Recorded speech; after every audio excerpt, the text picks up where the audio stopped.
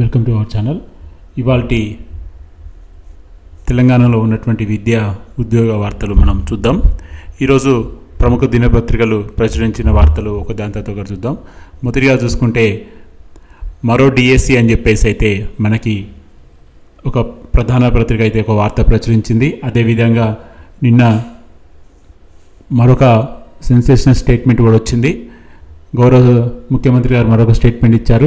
మరొక 35,000 ఉద్యోగాలు త్వరలోనే ఇచ్చేశారు. ఇంతకుముందు ఇచ్చిన 30,000 ఉద్యోగాలకు ఇది అదనం అని చెప్తున్నారు. అదేవిధంగా 15 రోజుల్లో యూనివర్సిటీలకు వీసీలు నియమిస్తారని, అదేవిధంగా ఎవరైతే సివిల్స్ ప్రిలిమ్స్ పాస్ అయితే వాళ్ళకి ₹1,00,000 ఇచ్చే స్కీమ్ అయితే ప్రారంభించారో అందులో మరొక శుభవార్త కూడా చెప్పారు. మెయిన్స్ క్వాలిఫై అయితే కూడా మరొక ₹1,00,000 ఇస్తామని చెప్పి బోనస్గా ప్రకటించారు.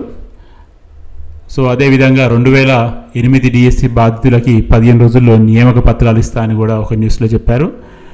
సో మరొక వార్త చూసుకుంటే ఆర్టీసీలో త్వరలో 3,000 కొలువులు భర్తీ అని చెప్పేసి, పరిశీలనలో మరొక 4,000 అని చెప్పేసి మనకి రవాణా శాఖ మంత్రి గారితో ఒక వార్తలో తెలియజేశారు. రేపు స్టాఫ్ నర్స్ అభ్యర్థుల సర్టిఫికేట్లు పరిశీలన అని చెప్పేసి మనకి మరొక వార్త కవర్ చేశారు. సో ఇవి మనకి బ్యానర్ హెడ్డింగ్. సో వివరాల్లోకి వెళ్దాం. సో మొదటిగా మనం చూసుకుంటే తెలంగాణలో మరో 35,000 ఉద్యోగాలు నోటిఫికేషన్స్ రాబోతున్నాయని, వాటిని త్వరలో భర్తీ చేస్తామని గౌరవ సీఎం గారు అయితే ఒక ప్రకటనలో తెలిపారు.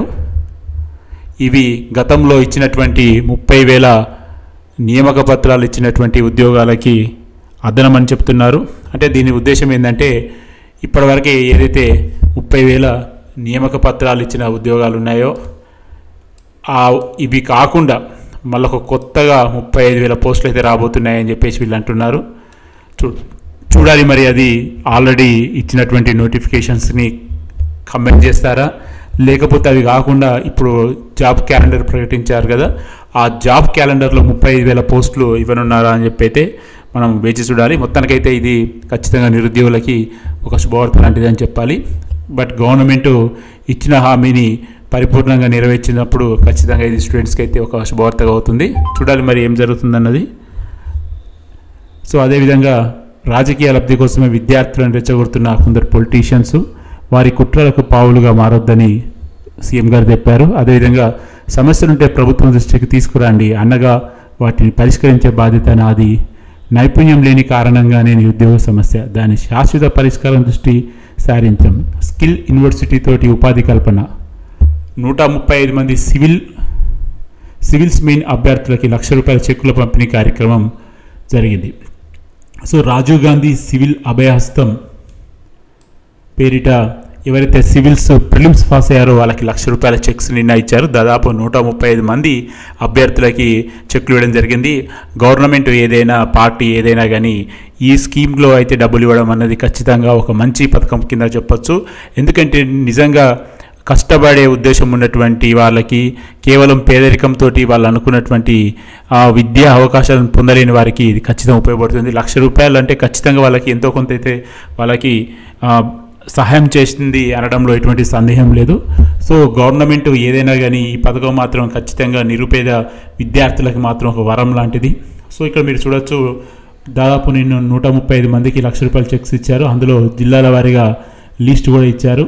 దాదాపు 135 మంది అభ్యర్థుల్లో 113 మంది పురుషులు, 25 మంది మహిళలు ఉన్నారని చెప్పారు. వీటిలో 21 మంది జనరల్ కేటగిరీ, 62 మంది ఓబీసీ, 19 మంది ఎస్సీ, 33 ఎస్టీ కేటగిరీలు ఉన్నారని, జిల్లాల వారీగా చూసుకుంటే ఆదిలాబాద్ 2, ఆసిఫాబాద్ కొమరం భీం 1, భద్రాద్రి 5, హైదరాబాద్ 3, జగిత్యాల 4, జనగామ 3, జయశంకర్ భూపాలపల్లి 1, జోగులాంబ గద్వాల్ 1, కరీంనగర్ 8, ఖమ్మం 9, మహబూబ్నగర్ 4, మహబూబాబాద్ 7, మంచిర్యాల 7, మెదక్ 1, మేడ్చల్ మల్కాజ్గిరి 11 మంది, నాగకర్నూలు 4, నల్గొండ 10, నారాయణపేట్ 1, నిర్మల్ 2, నిజామాబాద్ 5, పెద్దపల్లి 3, రంగారెడ్డి 14, సంగారెడ్డి 3, సిద్దిపేట్ 4, సూర్యాపేట్ 4, వికారాబాద్ 1, వనపర్తి 1, వరంగల్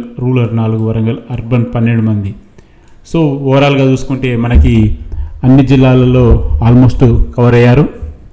సో ఓవరాల్గా చూసుకున్నా కానీ ప్రతి జిల్లా అంటే మారుమూల జిల్లా అని లేదు, హైదరాబాద్ అని లేదు, అన్ని జిల్లాల్లో కూడా చాలామంది అభ్యర్థులు ఈ పథకాన్ని లబ్ధి పొందారని చెప్పడంలో ఎటువంటి డౌట్ అయితే లేదు. గవర్నమెంటు రాజీవ్ గాంధీ సివిల్స్ అభయహస్తంలో ప్రిలిమ్స్కి ₹1,00,000 అని చెప్పారు. ఇప్పుడు ప్రస్తుతం మెయిన్స్ కూడా బోనస్గా ఇస్తామంటున్నారు. సో ఇప్పుడు ఓవరాల్గా క్యాండిడేట్ మెయిన్స్ వరకు పాస్ అయితే అంటే ఇంటర్వ్యూ వరకు వెళ్తే ఆ క్యాండిడేట్కి వీళ్ళు ప్రిలిమ్స్కి 1,00,000 మెయిన్స్కి 1,00,000 టోటల్గా ₹2,00,000 ఇస్తున్నామని ఈ స్కీమ్ ద్వారా చెప్తున్నారు.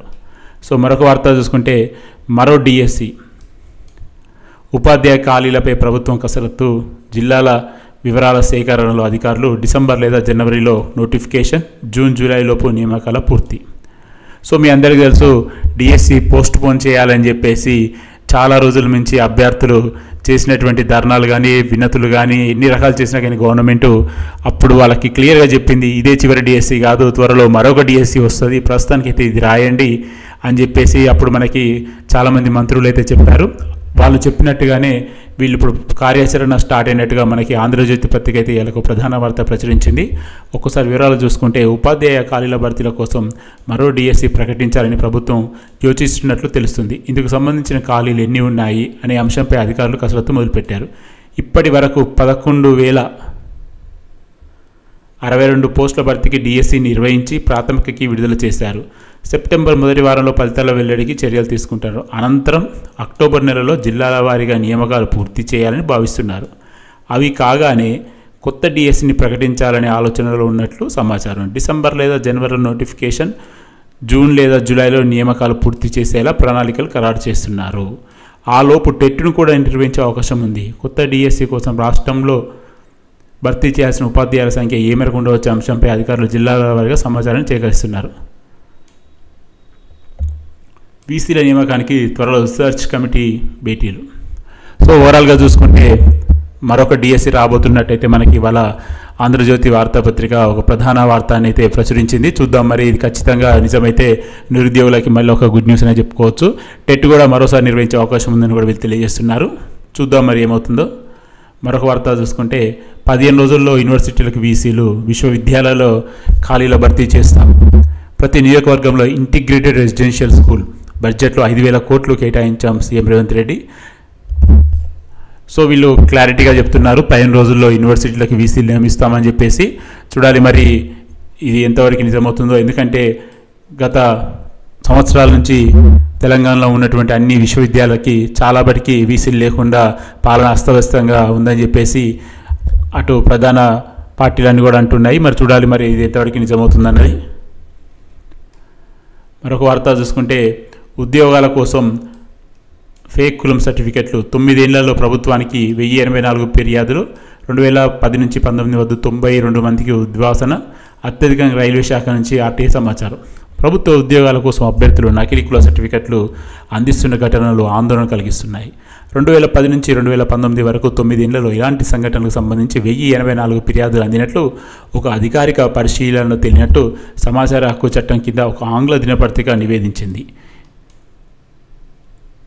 సో రైల్వే డిపార్ట్మెంట్ నుంచి అత్యధికంగా కంప్లైంట్స్ వచ్చాయని, ఇందులో 348 ఫిర్యాదులు అందగా 27 మంది డిస్మిస్ అయ్యారని, పోస్టల్ డిపార్ట్మెంట్లో 259 వస్తే 24 మంది డిస్మిస్ అయ్యారని, షిప్పింగ్ మినిస్ట్రీ నుంచి 202 కంప్లైంట్లు వస్తే 4 సర్వీస్ నుంచి తీసివేయబడ్డారని చెప్తున్నారు.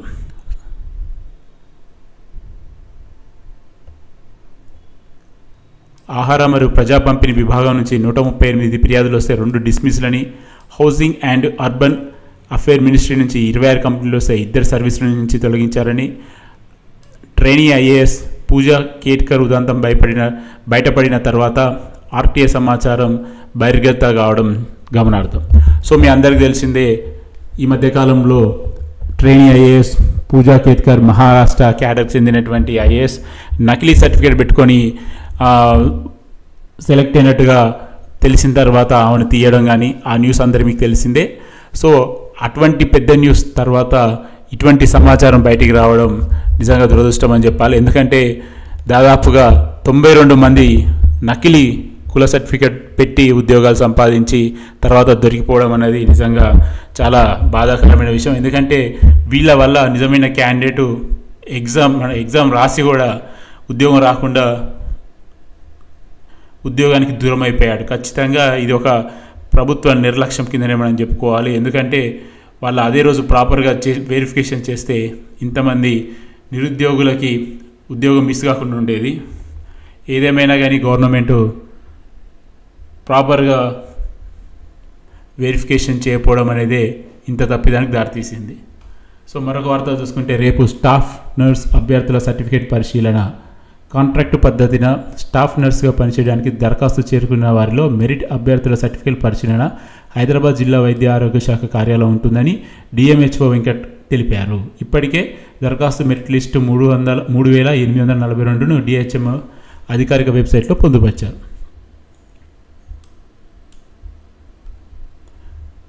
హైదరాబాద్లో 78 పోస్టులకు 1:2 నిష్పత్తిలో ప్రొవిజనల్ జనరల్ ఎంపిక అభ్యర్థుల జాబితాను ఇప్పటికే హైదరాబాద్ తెలంగాణ gov.in ఉంచినట్టు వీళ్ళు తెలిపారు. సో రేపు కాంట్రాక్ట్ పద్ధతిలో స్టాఫ్ నర్స్ అభ్యర్థుల సర్టిఫికేట్ వెరిఫికేషన్ ఉందని చెప్పేసి ఒక ప్రకటనలో డిఎంహెచ్ఓ గారు అయితే తెలియజేశారు. మరొక వార్త చూసుకుంటే, మీ అందరికీ తెలుసు, ఎప్పటి నుంచో జరుగుతున్నటువంటి నిరసనలకు కానీ రిక్వెస్ట్లకు కానీ ఓవరాల్గా ఫైనల్గా వాళ్ళకి న్యాయం జరిగిందని మనం చెప్పుకోవచ్చు. 2008 డిఎస్సి బాధితులకి 15 రోజుల్లో నియామక పత్రాలు ఇస్తామని చెప్పేసి సీఎంఓ ఆఫీస్ నుంచి వాళ్ళకి ఒక మెసేజ్ అయితే ఇచ్చారు. అభ్యర్థులకి సీఎం కార్యాలయం హామీ ఇచ్చింది. సీఎం నివాసానికి తరలివచ్చిన బాధితులు 2008 డిఎస్సి బాధితులకి 15 రోజుల్లో నియామకాలు పూర్తి చేస్తామని సీఎం కార్యాలయం హామీ ఇచ్చింది. ఈ ఏడాది మార్చిలో రాష్ట్ర క్యాబినెట్ తీసుకున్న నిర్ణయం మేరకు తమకు ఉద్యోగాలు ఇవ్వాలని కోరుతూ 2008 డిఎస్సి బాధితులు జూబ్లీహిల్స్లోని సీఎం రేవంత్ రెడ్డి నివాసానికి తరలివచ్చారు. సో ఎట్టకేలకి 2008 డిఎస్సి అభ్యర్థులకైతే ఒక శుభవార్త అని చెప్పాలి. ఎందుకంటే క్యాబినెట్లో తీసుకున్న నిర్ణయాన్ని త్వరలో అమలు చేస్తామని, అది కూడా 15 రోజుల్లో అమలు చేస్తామని ఒక డెడ్లైన్ అయితే ఇచ్చారు. ఇది ఖచ్చితంగా వాళ్ళకైతే ఒక పాజిటివ్ న్యూస్ కింద చూసుకోవాలి. మరొక న్యూస్ చూసుకుంటే, నేటి నుంచి 5 ఏళ్ల ఇంటిగ్రేటెడ్ కోర్సుల పరీక్షలు కేయూ కాకతీయ యూనివర్సిటీలో 5 ఏళ్ల ఇంటిగ్రేటెడ్ కోర్సులు అయినటువంటి బయోటెక్నాలజీ, కెమిస్ట్రీ కోర్సుల పరీక్షలు ఆగస్టు 27 మంగళవారం నుంచి జరుగుతాయని కేయూ పరీక్షల నియంత్రణాధికారి ప్రొఫెసర్ శ్రీరామోజు నరసింహాచారి ఒక ప్రకటనలో తెలిపారు.